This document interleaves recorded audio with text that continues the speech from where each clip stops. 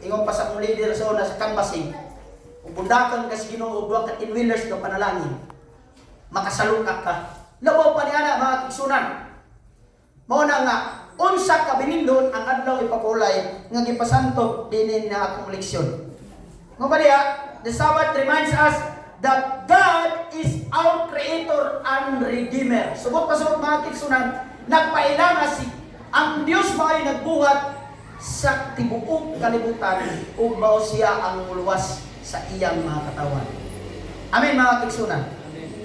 So, dirita sa tikas na bahin, the free will offering.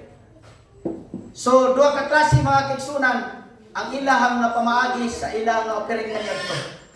So, sa diha nga nahimo na ang pamaagi sa istorya sa Ginoo ngadto kang Moses aron instruksyonan kining mga taga-Israelita. Dili lang si Moses mga kigsunan ang nagbuhat sa tabernakulo. Ang pagtambayayungay kauban sa mga taga-Israelita mao gani mga kigsunan nga atong leksyon nagpunting kanato nga dinhi sa atong nga kapanahonan karon gikinahanglan ang pagtambayayungay.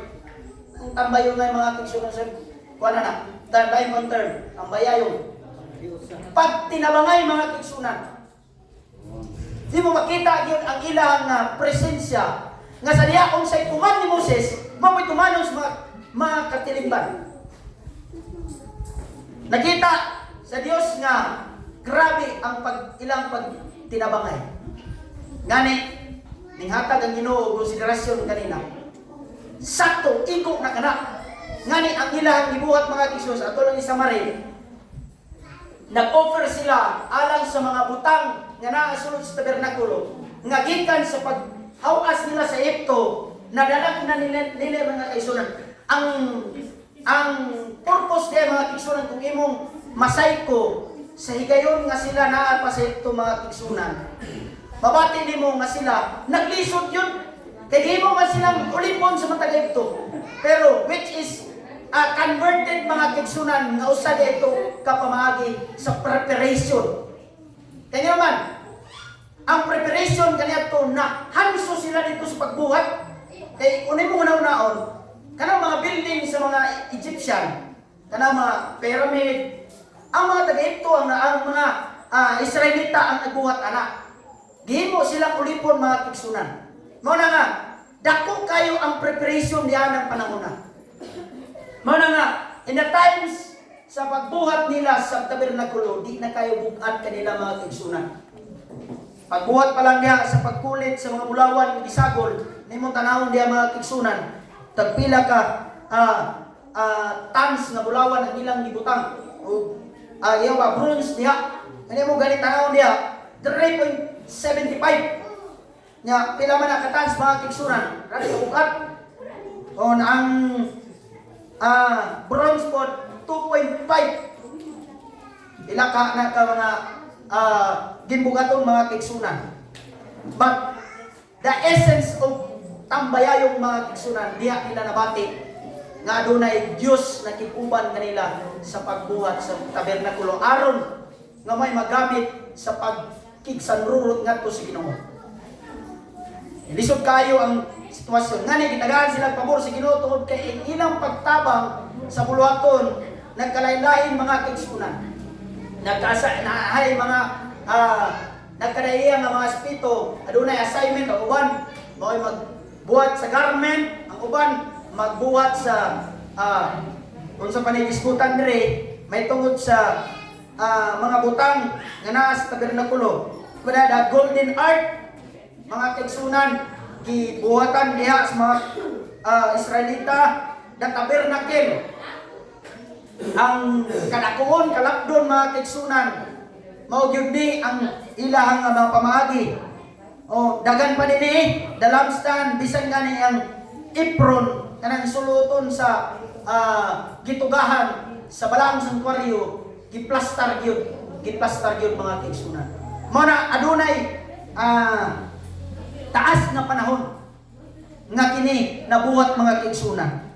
Mao na nga ang atong leksyon kung imong tan-awon kung atong i-aplikar karon gamay na lang ang panahon dugang si Sir sa iyang implication na ito sa toleksyon. Gikinahanglan mga kaigsunan sa atong mga panahon karon, dili lang si elder, dili lang si ang diakono, dili lang ang treasurer o uban pa nga adunay katungdanan mga Gisus. Siyempre, namagyunay sila gi-elect man gyud sila. But kung unsa ang ato nga relasyon sa matag usa, mahimo kining dako kayo nga buluhaton mga kaigsunan. Kay wa gani nila pasagdi si Moses. Si Moses nga usa lamang mga kaigsunan. Lisod pa gyud kayo ang buluhaton ni Moses. Pag-istorya sa Ginoo naog na sab ang iyang nga buluhaton mga kaigsunan. Bukat kayo. Patakita nila bisan pa silang luyo silang magkabagulbulan mga kaigsunan. Nahimo silang panalangin nga mahimo ang tabernakulo nga gusto sa Dios nga sila makigsandurot magistorya ngadto sa buhi nga Dios. O gipadayon sa ako nga partner, sir. May buntag mga igsoon. Ang atong leksyon sumala sa gisgutan.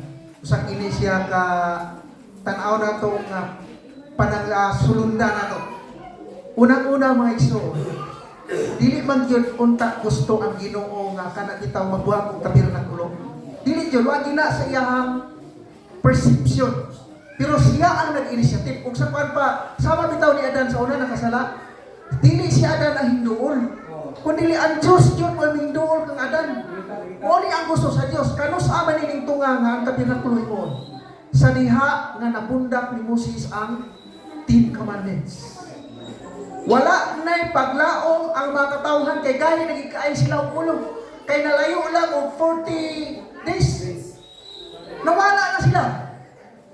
Gikan sa Egypt, padungan to sa Sinai, ang una cultivate sa Ginoo, sa dito pala sa Egypt is faith. Pagtuo, dapat nagi sila pagtuo sa ilahang nagkuha. Pagtuo nga to kamo si Suglamo na pagtuo sa nagsugo. O sa diyan na cultivate ng pagtuo, kung sa'y gisunod, nga di-cultivate, katong imong diskutan nga, adlaw, igpapahulay. Kay importante kini, alang sa makatawhan kini creation. Mao gani nga ang mana, mutunga siya, matag, bernis, duplihon o kuha. Kay importante at na ipapahulay.